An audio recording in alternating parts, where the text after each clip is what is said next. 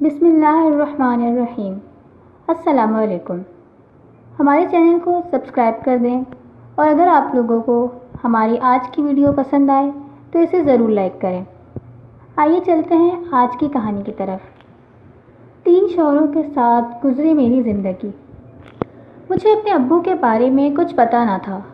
بہت چھوٹی سی تھی کہ امی کا بھی انتقال ہو گیا اور بچپن میں ہی میں اس دنیا کی ٹھوکریں کھانے کے لیے اکیلی رہ گئی۔ کوئی رشتہ دار میرا مستقل خرچہ اٹھانے کو تیار نہ تھا۔ میں کبھی ایک رشتہ دار کے گھر تو کبھی دوسرے رشتہ دار کے گھر پر رہنے لگی۔ امی کی ایک رشتہ دار خالہ کو مجھ پر ترس آ گیا۔ وہ مجھے اپنے ساتھ لے گئیں۔ حالانکہ سگے ماموں خالہ بھی موجود تھے، مگر ان میں سے کوئی بھی مجھے اپنے گھر پر رکھنے کو تیار نہ تھا۔ خالہ رفت بہت اچھی خاتون تھیں۔ وہ کوئی امیر عورت نہیں تھی، بلکہ سلائی کر کے اپنا گزر بسر کرتی تھیں۔ انہوں نے مجھے بہت اچھے طریقے سے پالا، اسکول میں بھی پڑھایا۔ ایک خوبی جو اللہ نے مجھے عطا کی تھی وہ تھی میری خوبصورتی، جس کی وجہ سے خالہ رفت ہر وقت ڈرتی رہتی تھیں۔ انہوں نے مجھے 8ویں تک پڑھا کر گھر بٹھا دیا۔ گھر کے دروازے کھڑکیاں ہر وقت بند رکھتیں۔ مجھے کہیں اکیلے باہر جانے نہ دیتیں۔ جہاں خالہ جاتی وہ مجھے اپنے ساتھ لے کے ہی جاتی۔ میری کوئی سہیلی نہ تھی۔ ان پڑھ ہونے کے باوجود خالہ رفت ہر چیز کا شعور رکھتی تھی۔ کاموں سے فارغ ہونے کے بعد وہ میرے ساتھ لوڈو اور کیرم وغیرہ کھیلتی تاکہ میں بور نہ ہوں۔ لیکن میرے اندر باہر کی دنیا دیکھنے کی خواہش جاگنے لگی۔ ایک روز خالہ سو رہی تھی تو میں چھت پر جا کر گلی کا نظارہ کرنے لگی۔ نیچے کھڑے ایک آوارہ لڑکے کی نظر مجھ پر پڑ گئی تو وہ روز روز ہمارے مکان کے آگے آ کے کھڑا ہو جاتا۔ خالہ رفت کی چھٹی حس نے خطرے کا الارم بجا دیا۔ وہ چاہتی تھیں کہ میں جلد سے جلد اپنے گھر کی ہو جاؤں۔ محلے کی عورتوں سے انہوں نے اس بارے میں ذکر کیا کہ کوئی اچھا رشتہ ہو تو ضرور بتانا۔ ایک روز پڑوسن نے خوشخبری سنا دی کہ میرے لاہور میں ایک رشتہ دار ہیں، وہ اپنے بیٹے کے لیے لڑکی کی تلاش کر رہے ہیں۔ میں نے انہیں تمہاری بیٹی کا بتایا ہے، کچھ دنوں میں وہ لوگ یہاں آئیں گے تمہاری بیٹی کو دیکھنے کے لیے۔ خالہ رفت نے پڑوسن سے کہا، دیکھو ان کے ٹھہرنے کا انتظام اور ان کی خاطر تواضع تم ہی کرنا، میں تو اس قابل نہیں ہوں، میرے پاس تو بٹھانے کے لیے اچھا صوفہ تک نہیں ہے۔ پڑوسن نے خالہ کو تسلی دی، گھبراؤ مت، ان کی خاطر تواضع میں ہی کروں گی، تمہارے گھر پر وہ صرف تمہاری بیٹی کو دیکھنے کے لیے آئیں گے۔ 2 دن بعد خبر آئی کہ وہ لوگ لاہور سے یہاں پہنچ چکے ہیں۔ لڑکے کی ماں مجھے دیکھنے کے لیے آئی، اسے میں پسند آ گئی اور وہ شادی کی تاریخ طے کر کر چلے گئے۔ انجان لوگوں میں رشتہ کرنے سے خالہ بہت گھبرا رہی تھی، مگر پڑوسن نے کہا، گھبراؤ مت، سب اچھا ہی ہوگا۔ شادی کا دن آ گیا۔ محلے کے چند لوگ ہی میری رخصتی میں آئے تھے۔ جب دلہا گھر آیا تو ساری عورتیں حیرانگی سے دیکھنے لگیں۔ وہ عمر میں مجھ سے بہت بڑا تھا، وہ 40 سال کا تھا اور میں ابھی بچی تھی۔ شکل صورت سے بھی وہ میرے جوڑ کا نہیں تھا۔ سب کے دل میں یہی بات چل رہی تھی کہ ایک انجان لوگ ہیں، نہ جانے اس بچی کے ساتھ کوئی دھوکہ نہ ہو گیا ہو۔ مگر سب چپ تھے، کوئی کچھ کہہ نہیں رہا تھا۔ اور پھر میری رخصتی ہو گئی اور میں اسلام آباد سے لاہور چلی گئی۔ وہاں سہیل کا ایک بہت بڑا مکان تھا۔ وہ میرے ساتھ بہت اچھے سے رہتا، میرا بہت خیال رکھتا۔ 2-3 بار اس نے میری خالہ رفت سے بھی فون پر بات کروائی۔ وہ پوچھتی، بیٹا تم ٹھیک تو ہو نا، خوش تو ہو نا تم وہاں؟ میں کہتی، میں ٹھیک ہوں خالہ، آپ میرے لیے پریشان نہ ہوں۔ یہاں اس گھر میں بہت خاموشی تھی۔ ساس سسر جیٹھ جٹھانی ایسا کوئی رشتہ نظر نہ آیا۔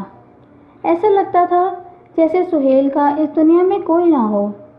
وہ عورت جو سہیل کی ماں بن کر آئی تھی وہ اسی گھر میں تھی، مگر مجھ سے کوئی بات نہ کرتی تھی، چپ چاپ اپنے کاموں میں لگی رہتی۔ چند ہی دنوں میں یہاں کی خاموشی سے میں تنگ آنے لگی۔ میں نے اماں رضیہ سے بات چیت کرنے کی کوشش کی، مگر وہ مجھ سے دور ہی رہتی۔ شوہر نے بتایا تھا کہ یہ ان کی سگی ماں نہیں ہے، بلکہ ان کی ملازمہ ہے، جس نے سہیل کو پال پوس کر بڑا کیا تھا۔ میں انہیں اماں رضیہ ہی کہنے لگی۔ یہاں کسی کا آنا جانا بھی نہ تھا۔ محلے سے کوئی بھی نئی دلہن دیکھنے کے لیے گھر نہ آیا، صرف سہیل کے دوست ہی آتے تھے، شاید وہ اس کے کاروباری دوست ہی تھے۔ ایک دفعہ اماں رضیہ کھانا بنا رہی تھیں تو ان کے دوپٹے پر آگ لگ گئی۔ اس وقت گھر میں میرے علاوہ اور کوئی موجود نہ تھا۔ میں نے ہاتھوں سے رگڑ رگڑ کر وہ آگ بجھائی، جس سے میرے ہاتھ بھی جھلس گئے تھے۔ اس دن کے بعد سے وہ مجھ سے بہت پیار کرنے لگی۔ ایک روز سہیل نے کہا، تمہیں تمہاری خالہ کی یاد آ رہی ہوگی، آؤ میں تمہیں ان سے ملا کے لے آؤں۔ جب میں اسلام آباد جانے کے لیے تیار ہو رہی تھی تو ایسا لگ رہا تھا کہ اماں رضیہ کسی بات پر پریشان ہیں۔ وہ کئی بار میرے قریب آئیں کچھ کہنے کے لیے، مگر کچھ کہہ نہ سکیں۔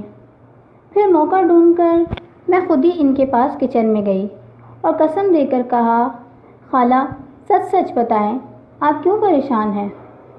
تب انہوں نے ڈرتے ڈرتے بولا، بیٹا سہیل عورتوں کا بیوپاری ہے، یہ اسی طرح شادیاں کرتا ہے اور عورتوں کو بیچ دیتا ہے۔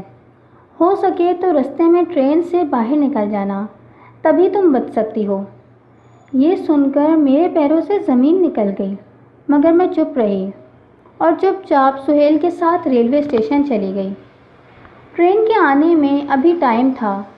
سہیل نے مجھے ویٹنگ ایریا میں بٹھایا۔ وہاں ایک عورت بیٹھی تھی۔ اس نے مجھے پریشان دیکھا تو پوچھا، کیا بات ہے، تم کیوں پریشان ہو؟ اس وقت میرے اور اس عورت کے علاوہ وہاں کوئی موجود نہ تھا، اس لیے میں نے اسے اپنی ساری بات سچ سچ بتا دی اور مدد کی درخواست کی۔ عورت کے پاس ایک برقع تھا۔ اس نے مجھے کہا، یہ پہن لو اور میرے ساتھ ٹرین سے باہر نکل جاؤ۔ میں اسی وقت اس کے ساتھ ٹرین سے باہر نکل گئی اور اس کے ساتھ اس کے گھر چلی گئی۔ اس کی 2 بیٹیاں تھیں جو اسٹیج ڈرامہ میں کام کرتی تھیں۔ ان کا تعلق شوبیز سے تو ضرور تھا، لیکن خالہ شبنم ایک اچھی عورت تھی۔ انہوں نے مجھ سے میری خالہ کا نمبر مانگا۔ میں نے فون کیا تو پتہ چلا کہ کل رات ہی ان کا انتقال ہو چکا ہے۔ یہ سن کر میں زور زور سے رونے لگی۔ پھر خالہ شبنم نے پوچھا کہ اب تم کہاں جانا چاہتی ہو؟ میں نے کہا، میرا اس دنیا میں آپ کے علاوہ اور کوئی نہیں ہے، مجھے اپنے پاس ہی رکھ لیں۔ انہوں نے مجھے اپنے پاس ہی رکھ لیا۔ وہ لوگ اسٹیج ڈرامہ کرنے جاتے تو میں گھر پر ہی رہتی اور ان کے لیے کھانا تیار کرتی۔ آہستہ آہستہ مجھے بھی ان کے کام میں دلچسپی ہونے لگی اور میں ان کے ساتھ جانے لگی۔ ایک پروڈیوسر کی نظر مجھ پر پڑی۔ انہوں نے خالہ شبنم سے کہا، اس لڑکی کو فلم میں کام کرنے دیں، یہ بہت بڑی اسٹار بن سکتی ہے۔ خالہ نے کہا، میں اسے زبردستی نہیں کر سکتی، اگر وہ خود چاہے گی تو میں اسے منع نہیں کروں گی۔ فی الحال تو میں کوئی شریف لوگ ڈھونڈ رہی ہوں۔ میں چاہتی ہوں کہ اس کی شادی کر دوں اور اسے اپنے گھر کا کر دوں۔ کچھ دنوں میں ایک شریف خاندان مل گیا اور خالہ نے میری شادی وہاں کر دی۔ وہ بہت اچھے لوگ تھے، شوہر، ساس سسر سب بہت اچھے تھے۔ ایاز کا ایک چھوٹا سا جنرل اسٹور تھا۔ جلد ہی انہیں کاروبار میں ترقی ہونے لگی۔ ایک روز ایاز کسی کام سے دوسرے شہر گئے ہوئے تھے۔ وہاں ان کا ایکسیڈنٹ ہو گیا اور وہ اس دنیا کو چھوڑ کر چلے گئے۔ میں ایک بار پھر اس دنیا میں اکیلی رہ گئی۔ ساس سسر نے مجھے گھر سے نکال دیا۔ ان کا ماننا تھا کہ میری منحوسیت کی وجہ سے انہوں نے اپنا بیٹا کھو دیا۔ میں واپس خالہ شبنم کے گھر چلی گئی۔ اب کی بار اس پروڈیوسر نے مجھے فلم کی آفر کی تو میں مان گئی۔ میں نے جتنی بھی فلمیں کی وہ ساری ہٹ ہوئیں۔ ہمارے گھر میں پیسے کی ریل پیل ہونے لگی، مگر میں اس زندگی سے خوش نہ تھی۔ میں ایک سکون والی، عزت والی زندگی گزارنا چاہتی تھی۔ فلموں سے مجھے جتنا بھی معاوضہ ملتا وہ میں خالہ کے ہاتھ میں رکھ دیتی۔ کچھ دنوں بعد مجھے ایک لڑکا پسند آ گیا جو دل و جان سے مجھ سے محبت کرتا تھا۔ میں فلم انڈسٹری کو خیر بات کہہ کر اس لڑکی سے شادی کر لی۔ شادی کے بعد ہم بیرون ملک چلے گئے۔ اب میں اپنے بچوں اور شوہر کے ساتھ ایک خوشگوار زندگی گزار رہی ہوں۔ تقدیر انسان کے ہاتھ میں نہیں ہوتی، وہ سب اللہ کا کام ہے کہ کس کے لیے کیا بہتر ہے۔